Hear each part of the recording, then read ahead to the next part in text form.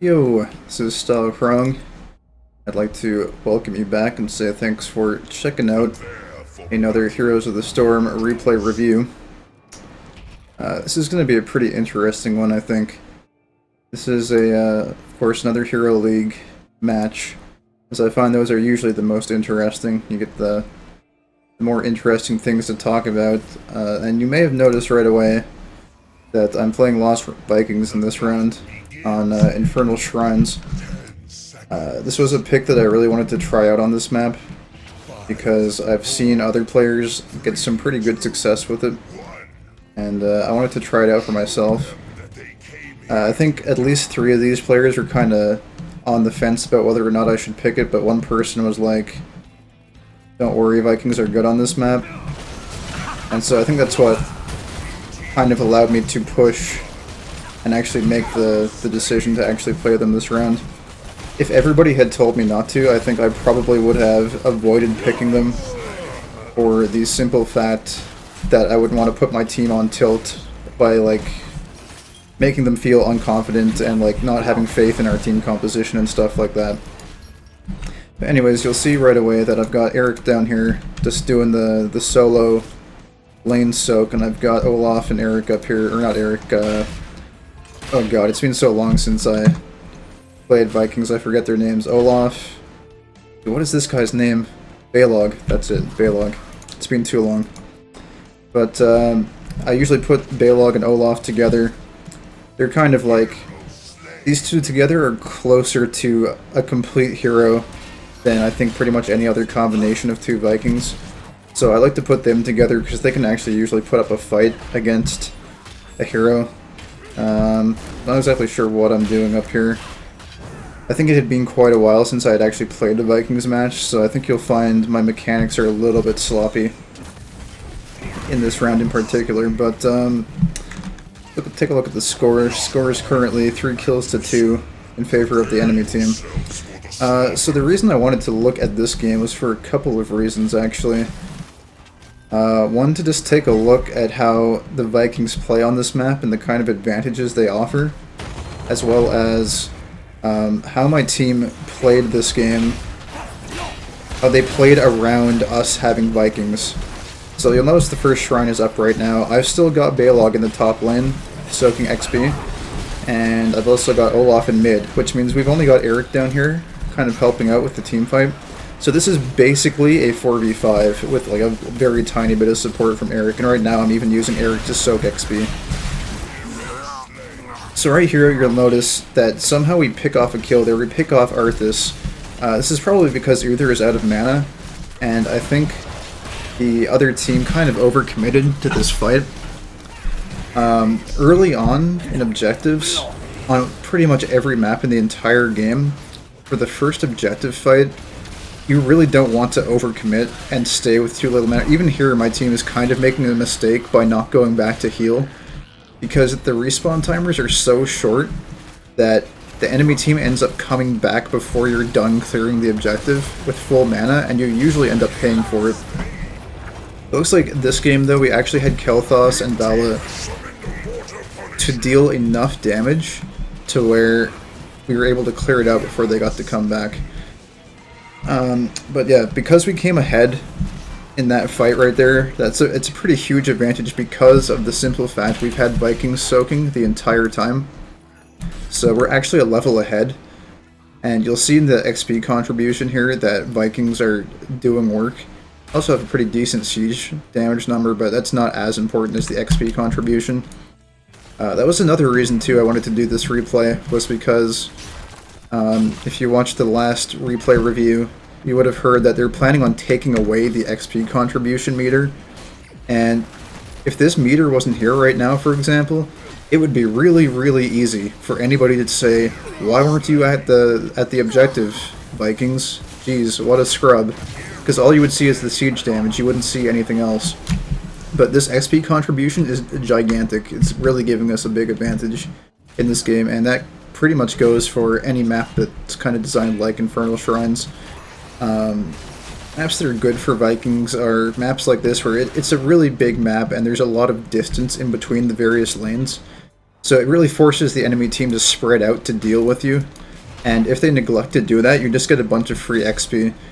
So it really gives them an almost impossible decision to make. It's, do they send 2 of their team members to go deal with your split-pushing Vikings, and then only have 3 people available to teamfight, or do they let one of your Vikings get a free soak lane and have a 4v4 battle with your team? So it's, I don't know, on pretty much every map like this, like Sky Temple, Infernal Shrines, to a lesser degree Cursed Hollow. I think Vikings are pretty good on Cursed Hollow, but not the strongest overall. Simply because I think the game usually goes on way too long. The more forced the time limit on the map is, I think, the better for Vikings it is. Which is why I think Sky Temple is probably the absolute best map for them, since those games are usually guaranteed to end in 20 minutes or less in most scenarios, unless it's a really, really even back and forth game. Anyways, again, here you see, let me just pause this up here so we can take this a little bit slowly, because we're missing Balog. Balog's up here, top lane, soaking. Eric's down here. So I send Olaf in. Olaf is actually pretty good early on for contributing to team fights. I think you'll find that Vikings play a lot like Murky early on, in that your contribution to team fights is not very significant, and you'll usually only want to dedicate probably 1 Viking to each team fight. I think Olaf is pretty good for mid-game team fights because he's just beefy. He can get in there, take a few hits, and usually get out without dying. But here you'll see Arthas took a lot of damage, and Johanna is kind of out of position. She's arriving kind of late to the battle. Actually, now that I just realized it, looks like Arthas actually DC'd from the game. So that might have actually been why he took so much damage, although I think this happened just now. I think that just happened now, so I think he actually went into that fight beforehand, although he might have not had a chance to use his skills, so that's actually really unfortunate for the other team. I think Johanna's positioning for the start of that fight, though, was really off.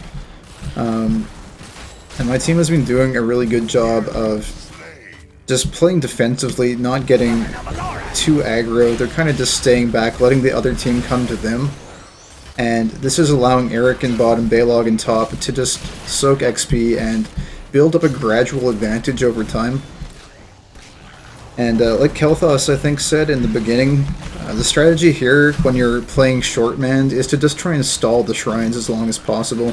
Even if you can't win the objective, the longer you can prevent the enemy from gaining control of the objective, the more time you'll have to build up an XP advantage from your split pushing lane, which is what you're really going for, because that's your win condition. When you're running Vikings, you pretty much have one win condition, and that is to get a level advantage over your opponent, and then at one point or another in the game to stop split pushing with the Vikings and just capitalize on the level advantage and cash in on it, and usually try to secure the win at that point. I'm not sure what I was doing there. I think I let Olaf die for no reason, but again, I think I was a little bit off my Vikings game here. As you can see, though, 13k XP contribution, and there was really nothing the other team could do to prevent that scenario from happening.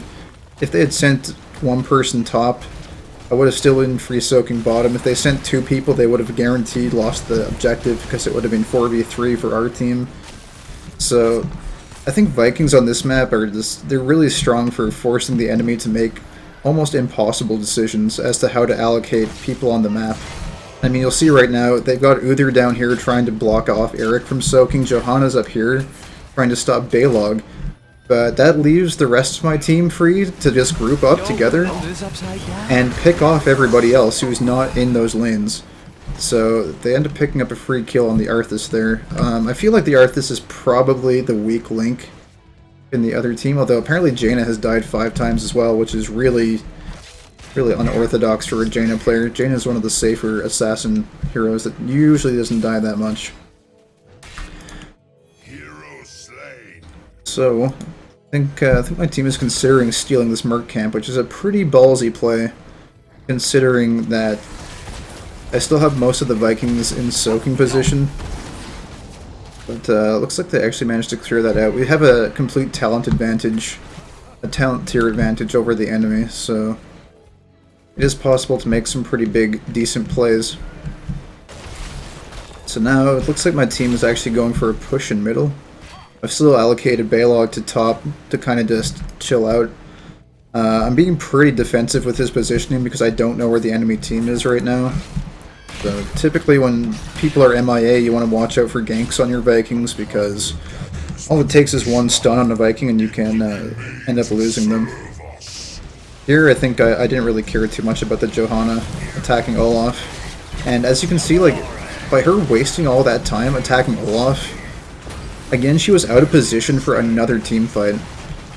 And my team did a really good job this entire game of just making sure that every single fight they got into was one that they could handle. And even now, Balog is still up top doing a little split push action. I'm pretty sure I end up getting this tower.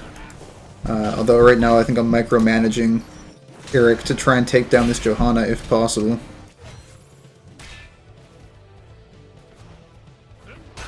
And this thing is going to run out of ammo really soon, so I think indeed Balog does end up getting that tower. I don't think anyone actually activated the shrine yet. I think Meriden had the option to, but opted not to. I'm not sure what that was all about, but opting to not activate the shrine is actually fine. Again, our team is just trying to stall out and buy time for the Vikings to soak. Here, I think I actually allocate a couple of Vikings to this fight. I took the respawn ultimate, where is it, play again, and what I like to do with the respawn ultimate, because as any avid Viking player knows, they nerfed the Viking ship into the ground quite a few patches ago, and they made it a lot less powerful for team fights. It doesn't do as much damage, it doesn't offer basically any additional HP.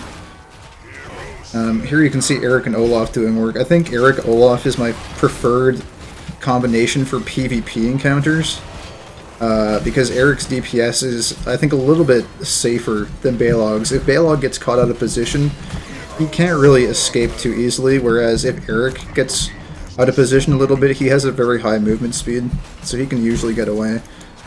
Here I end up losing Orloff. I'm not exactly sure what I was doing there. I think I may have been busy up here trying to do something against Johanna with Balog. And Balog goes down. Okay. And as you can see here, though, I just resurrect all the Vikings, which is why I really, really like this ultimate, because it lets you do some aggressive plays with the Vikings that you otherwise wouldn't be able to do, and it lets you get away with them without really getting punished too much. Normally I would have to endure like a 20-second death timer, 30-second death timer for both of those Viking deaths, but because we have the resurrection ultimate, so long as you have one Viking somewhere on the map, which you usually do because you're usually split pushing, it lets you get away from those situations without paying too much. You give the enemy team a little bit of XP, but again, it's not too much. It's only 0.25, like a quarter death, so not really too much of a big deal there. My team again going in for the Merc Camp steal. This is a pretty ballsy move. They don't really know where the other team is. They know they're kind of poking around somewhere in there, but I'd say my team has been being really proactive on the map. And I have to give a lot of credit to my team this game for playing really well and playing really safe while I was on Vikings. You'll notice I'm not soaking right now. I'm actually kind of... I think I'm moving up here to take this Merc Camp, probably solo. And I think what I actually end up doing is moving maybe with... I thought my team was going to go contest this. No, I don't think that actually happened. It's been a really long time since I played in this match, so the memory is a bit foggy on what actually happened.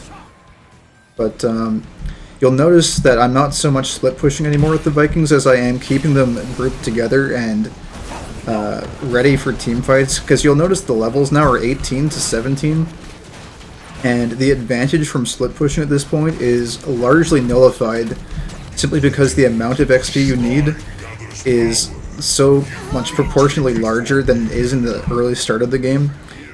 Like, by me, if I was to go split soak right now, it wouldn't help us get to level 20, so there's really no point in going and not having your full complement of Vikings available for the split.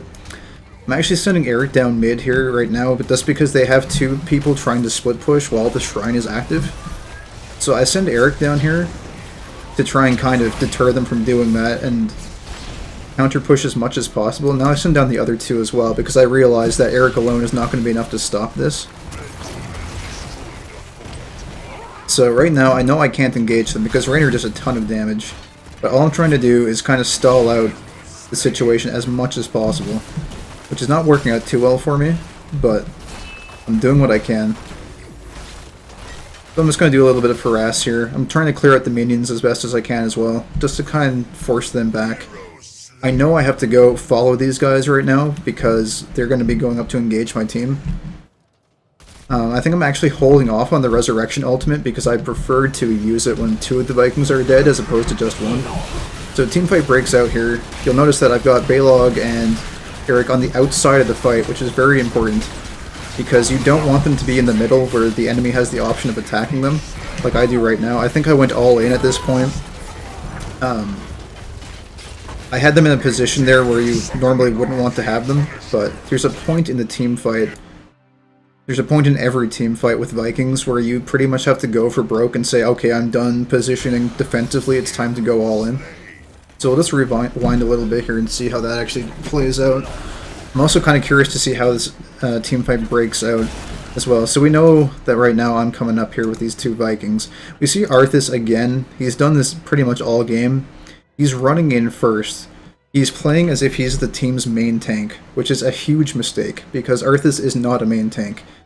I think Arthas is pretty much the closest example of a bruiser who's more defensively oriented than anything. You've got bruisers like Sonya and Artanis who are really oriented towards dealing damage, whereas Arthas is more defensively oriented and he's meant to keep himself alive but still offer the utility of being able to slow enemies. But he's not so tanky that he can just run in face first and be like, oh, I'm Johanna, I'm immortal, you can't kill me, kind of thing. Or he's not a Mirrodin who's just like, I'm just going to ultimate and now you can't kill me. He's still very vulnerable to being killed, so I think it's a huge mistake on Arthas' part right now to be running in here. I think he's just going for broke and he's trying to stop us from getting these last 5 skulls. But as is common in Heroes of the Storm, when you do that, if you make a bad move to try and do some kind of desperation play, you usually end up just getting even farther behind. So I think this is a pretty terrible mistake by Arthas right here. He misses his stun, he gets counter-stunned by Kel'Thas, uses his stone shield, Uther pops his ultimate on Arthas, which ideally would have been saved for Raynor here. I think Raynor would have benefited a lot more from that divine shield. But now you see my team is kind of backing up. They're kind of on the ropes. Myrddin is in a great position here, kind of just hammering away at Raynor. Raynor is completely neglecting the two Vikings here. Let's see, actually do pretty decent damage when paired up with the rest of your team. So we're just doing this nice and slow. Just going to do it in chunks to see the micro movements that happen. So I've got the Vikings on the outside of the fight here right now. And I really, really want that Raynor dead.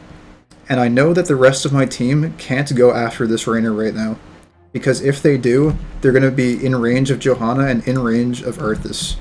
As well as potential Uther stuns and all his bullshit that he brings to the table. So I pretty much end up chasing him really aggressively here. You'll see I go right into range of the enemy team with both Vikings. See, at this point in time, if they wanted to, anybody on their team could turn around and focus these two Vikings. But I just keep chasing the Arthas. It looks like Kel'Thas actually focused down the Raynor as well.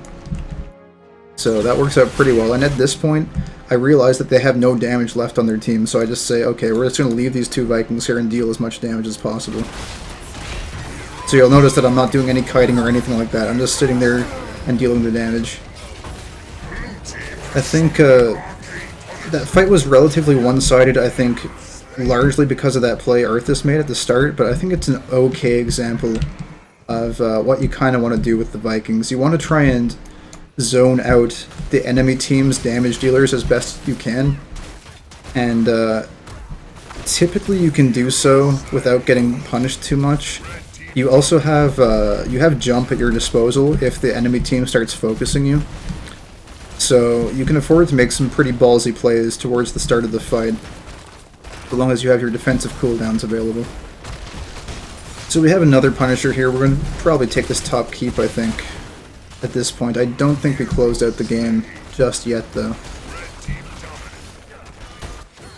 Down here, Olaf is just chilling. I think I'm going to send Olaf... Olaf is just going to go clear out some of the mobs, the minion waves. Here I think we go to try and close out the game, but I don't think we actually quite managed to do it.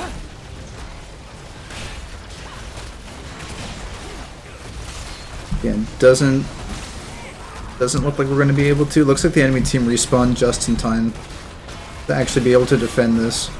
Mirrodin trying his best to kind of get that last bit of damage in, but it's just not quite enough. We get it down to a good 35%. I think it's arguable that we might have been able to stay there, but I don't know. It would have been really, really close. But, I mean, we almost get the core down, that's the main thing. We end up only losing one person as well, so it's pretty much worthwhile. So at this point in the game, I've just got Olaf down here clearing out this minion wave. Just making sure the lanes are well pushed so we have pressure on the map, that kind of stuff.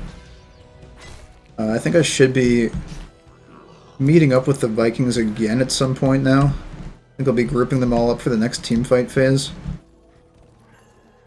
Jaina, you'll notice right now, is way out of position. I would have to assume that they were probably arguing on their team, and Jaina was pissed off, because I don't see any other real reason to be up here at this point in time when there's a team fight breaking out down here. It's both teams are level 20 at this point. You have to be with your team at all times.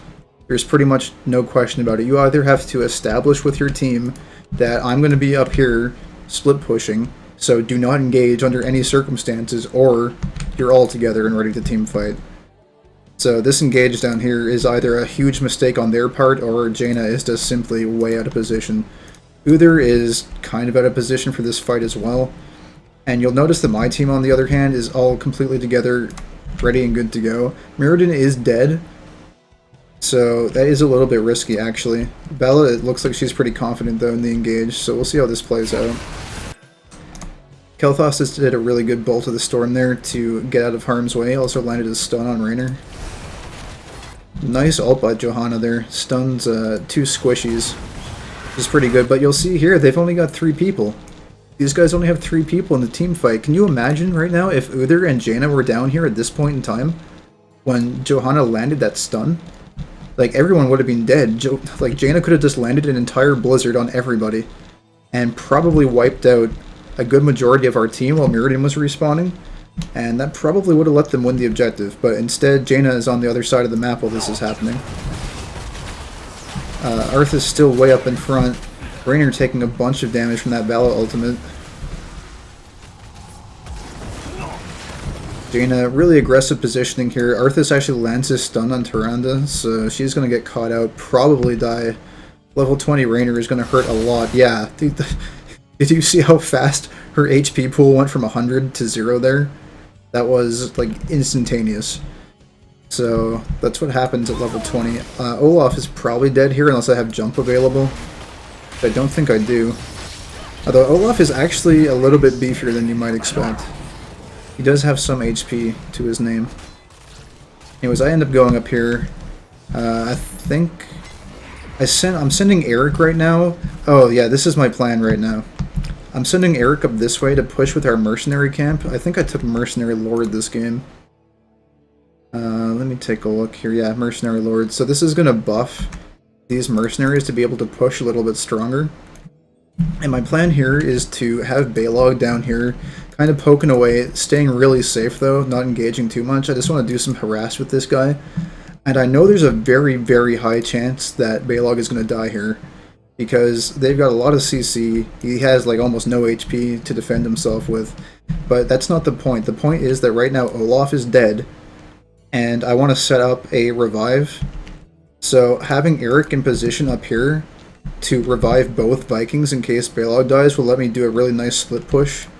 And if these guys go to take our keep at this point in time, ideally, if Balog dies, I'll be able to resurrect all the Vikings and do a big counter push and hopefully take this keep as well.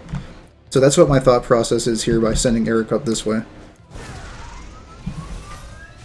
So they're going for a really big push. They're trying to capitalize on what they just did, which was win a pretty important team fight. Again, I send Eric up away from the Jaina because at all times I want at least one Viking to be as far away as possible from where the action is to make sure that I can safely get the resurrection off. Here I'm just trying to keep Balog alive as long as possible. Just trying to buy some time. And I think here I might actually go for a backdoor all-in push. I think that's actually what I do. I know the objective is up right now, and I know if I do this, I'm going to force the enemy team to come back. They have two choices. They can either lose the game by not defending, or they're going to give up the objective. So I'm making them make an impossible choice here. This is a pretty ballsy play. I'm not even sure if it works out entirely. But I'm just trying to keep Jaina away from the Vikings, just kiting her around with Balog. And I don't know if I actually end up getting this core or not right now. But I end up getting some pretty decent damage. Get it down to 12. Get it down to 10. No, it's not enough. But I get some pretty good damage onto the core. I force Raynor to come back. Jaina is forced back, and now my team gets the objective for free. You'll notice everybody now is going back. So that's what that play did. It basically gave my team the objective for free. Because if they didn't go back, I think I probably would have gotten that core if Raynor hadn't shown up. I think it was going to be pretty close, but if you were in the other team's position, I think you'd be pretty scared if your core had no shields and was going down to 10%. And I'm pretty sure we close out the game here now, looking at the timer, with this last Punisher. Core only has 10%. I don't think I end up doing any other plays this game, but you'll notice my team is just fighting. It's 4v5, but they're still doing a pretty good job here. And at this point, because the other team is chasing, the Frozen Punisher gets to just push for free. So really, all game, it's been about making the enemy team make decisions that are pretty much impossible. They're going to lose something no matter what decision they make. If they chase the kills, they're going to take damage from the Frozen Punisher. If they go to deal with the Frozen Punisher, then my team can just go top lane and try and split push for the core. So that's pretty much what you want to do with the Vikings all game, is just create scenarios that are impossible for your opponent to react to. Or at least they'll have reactions available to them, but no matter which reaction they pick, they're going to lose something. And that's the huge advantage you get when you play Vikings. Anyways, I think we end up just shoving all in here. Actually, we lose Vala. I think we're getting a little bit greedy and just trying to go all in for the core. And looks like we actually get it there. GG, GG. Viking carry. I disagree with the statement that this was a Viking carry. I don't think this was a Viking carry by any means. I think this was as much a Viking carry as it was my team carrying me as well. I think if the team hadn't played around the Viking selection as well as they did, we probably wouldn't have won that game. The game was very slowly starting to change in favor of the enemy team winning team fights. So if we didn't have as much of an advantage as we did early on, and we didn't get the ability to split push the core, I think we probably would have lost. Because without that backdoor play by me here earlier on, which gave my team a free objective here, I don't know if we would have won this objective. We could have very easily lost it, I think. And with the enemy team being as strong as they were with Raynor, Jaina, Johanna, Uther, pretty much the dream team except for Arthas, I would say. Arthas is kind of a strange pick, although he does synergize well with Jaina, with the double slows. But anyways, I wouldn't say it's a Viking carry, but I'd say it was definitely a good example of a game where Vikings were utilized pretty well. Should kind of give you an idea of what you want to do with the Vikings on these kinds of maps. But anyways, I'm pretty sure I've been talking for at least half an hour now, so I think I'm going to go ahead and shut up. But yeah, I'd like to say again, thank you for watching, and until next time, have a good one.